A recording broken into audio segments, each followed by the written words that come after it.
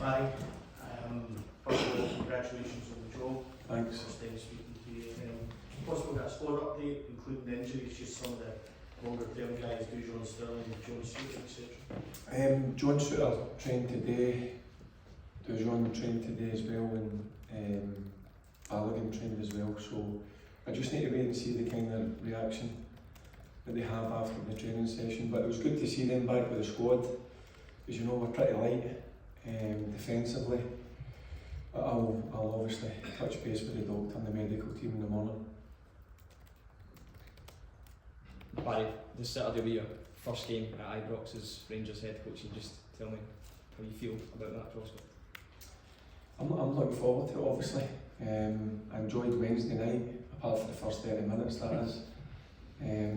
But no, listen, it's not about me, it's about us going and putting a performance on, us being at home, and us taking the game to Motherwell and trying to get 3 points. That's the only thing I'm concerned about. I'm sure as a young player growing up you would have dreamed of playing for Rangers one day. I just wonder, since retiring, has this been a dream of yours to come back and manage at Ibrox?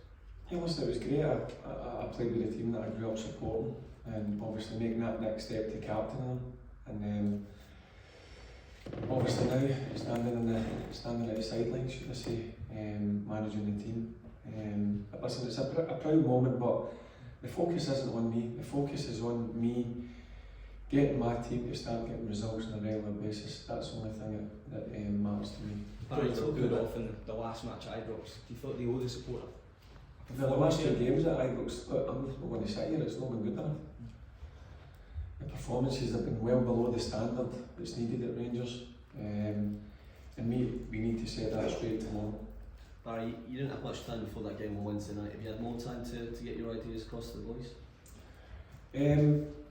Thursday, in terms of the team that finished, it's a recovery day the next day. Today, obviously on the grass, they had a bit more information.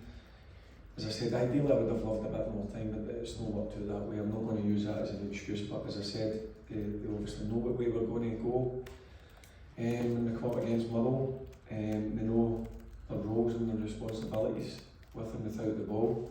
So we're just looking forward now, getting back at home. As I mentioned, the last previous 2 games have been nowhere near good enough, so I'm sure the supporters will be coming expecting us to go and make sure we take the game to Motherwell and get 3 points.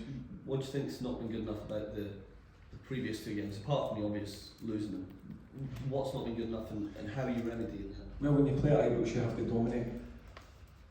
You have to dominate the ball. You have to take the game to the opposition, and I don't think that was the case in the last 2 games. So my message to the players and my staff's message is pretty clear. What way we're going to go towards Motherwell. If selected, Barry, potentially a huge milestone for the captain tomorrow. 500 appearances for us football club. You know better than most what that takes to achieve something like that. Talk us through it, and just your thoughts on James Tavernier over the years, basically. Well, first and foremost, I think it's an unbelievable achievement. Listen, he's been through a lot in his Rangers career, but one thing I will say about James Tavernier is he never hides. He's always put himself out there to play. And I thought on Wednesday night, when I moved him from his natural right back position into the centre half, I thought he was exceptional. I thought he became a real leader, and that's what I want from my captain. As I said, we've had a few good chats. He's an important player for me. As I said, tomorrow, 500 games, he deserves a lot of credit for that. Do you think he's kind of comes in for unfair criticism at times when you look at his stats and the goals and everything else? Yep. But listen, that's part of playing at Rangers. When you suffer defeats or you don't play well, it's generally the captain that gets hit in the neck. Listen, he's big enough to handle those situations. I've been through it as well. It's not nice at times, but I'm afraid that's the nature of the beast when you play at Rangers. Barry, you played in many an Old Firm game. What's your reaction to away fans now being able to attend starting from next month? Good to hear. It'll be good that the fans will be at Celtic Park. I've always said it's something that the fixtures missed.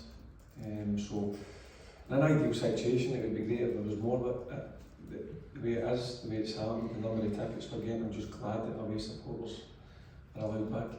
You were saying their ideal situation, if you had it your way, would you like to see the stadiums go back to the 7,500, 8,000 away fans?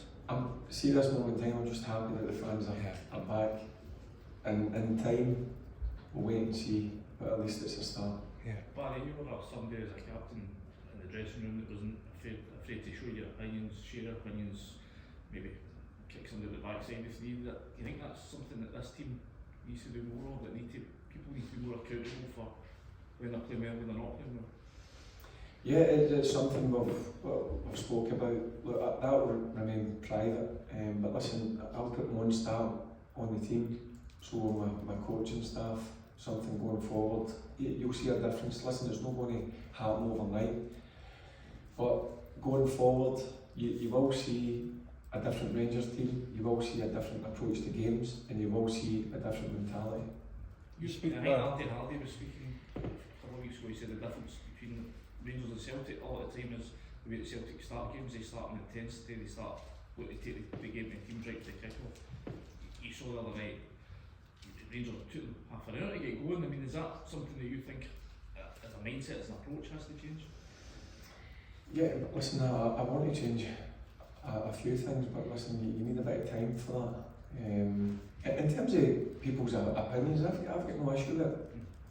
I had an opinion before, the way that the team, and now it's my team, were playing. But as I said, I think slowly but surely, you'll definitely 100% see a different Rangers team. How's Clinton after? Fine, I had it on yesterday, sat him down, I explained the situation. I've got a responsibility. He's a young player, but he was grateful that I spent a bit of time in the office where I explained the situation, why I had to do it. Look, it wasn't only Clinton, it could have been a number of players, but I just felt at the time I had to make the decision. But he's fine, as I said. I've got a responsibility to make sure the young man's good going forward, because I do believe that he's got a bright future in the game. Barry, in terms of your responsibility and your role and other young players, how do you see that between now and the end of the season? Perhaps with a view of getting them ready for next season? They'll be given an opportunity of the show, but listen, it's not a case of I'm going to throw a young player in just for the sake of throwing him in. He needs to show me enough on the training ground, and then if that opens the door for an opportunity to come into the first team, whether that's through maybe somebody not performing at a level I would expect, or maybe an injury or a suspension, they'll have to grab it with both hands. But it's clear that there is some young players here that I believe are more than capable of being Rangers players now and in the future. Barry, can I ask quickly about Mohamed Diamandi? You look particularly pleased with one of his involvements in the goal the other night. Is he a player you think you can really get your teeth into if you're in his position? I want to get my teeth into every single player. Obviously, listen, I always look at the kind of midfield area because I was a midfielder myself. But I'm here to help. I'm here to try and make players better. Not just me, my staff. Yeah, he's certainly a player that I see a lot in. I think there's still areas of his game, should I say, that he has to improve, but he understands that. And it's the same with Nico. It's the same with Bailey. It's the same with all the midfielders. But I just don't want to focus on midfielders. Obviously, I want to focus on other players throughout the team. But yeah, he's certainly a player that I think's got a bright future.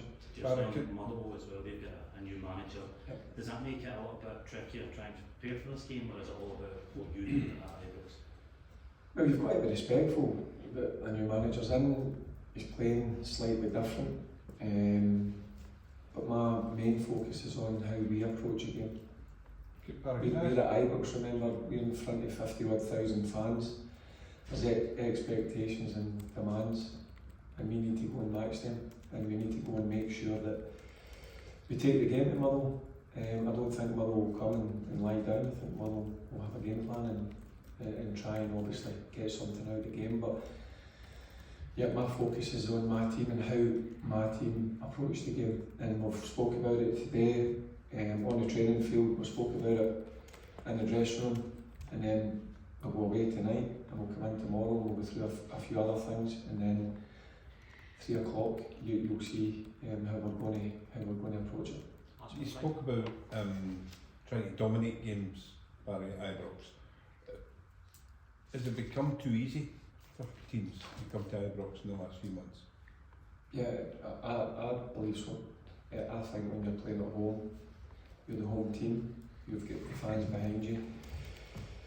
Come to Ibrox and we looked a bit timid at times, if I'm being honest with you. And that has to change going forward. We need to be the dominant force. We're the home team, not just at home but away from home as well. And the players understand that. I've spoke briefly, I've tapped into that briefly. And as I said, you'll see a different Rangers team that you've seen in the previous couple of games, that's for sure. It's interesting because a lot of the opposition teams now say that they go to Ibrox now without fear. Yep. Is that you want to instill that fear back into them again? Yeah, of Into the course. opposition teams? That's the way it's been for a number of years. But we need to have a certain way of playing at home, and that's taking the game to our opponents. And I've not seen that in the last number of weeks. And going forward, that's something as a staff and as a playing squad we spoke about, going through a few things. As I said before, I don't want to sit here and kind of sit with my players and go through so many things. It's a short period of time. There's a lot of games over this week, but next week it'll be better. I'll be able to get a few days on the training ground, and we can obviously work on things that I see that can improve and have to improve if we want to be a consistent winning football team. Oscar Cortez, is he available? Sorry, Oscar Cortez? Oscar's another one. He's trained the last couple of days. Again, he's been out for a lengthy time. I just need to obviously see how he goes, how his reaction is. But I just want these players fit, back available, because I really need competition. I need competition for places, because when you go out there when I pick a starting 11, you're in that starting 11, you need to earn to stay in it. And when you've got people on the sidelines and even people in the stands that are not in the match day squad, I believe if you want to be a team that are going to be strong and going to be consistent, you need competition. So getting these guys back over the last couple of days has certainly it's brought a bit of a smile to my face, if I'm being honest with you, because the squad was a bit low in terms of numbers, but now we're starting to get them back. And as I said, they're coming through training, at the tough training session today. Hopefully the reaction's okay tomorrow, and then at the start of the week, hopefully I've got a full squad to pick for. Barry, you touched there on your time as captain in this club. You've now done both. What's tougher, wearing the armband or being the manager? Tell you the end of May, but listen, as I said, Andy, I just want to embrace this challenge. I'm going to give it everything I've got. My staff's going to give it everything, and so is the group of players. Thank you.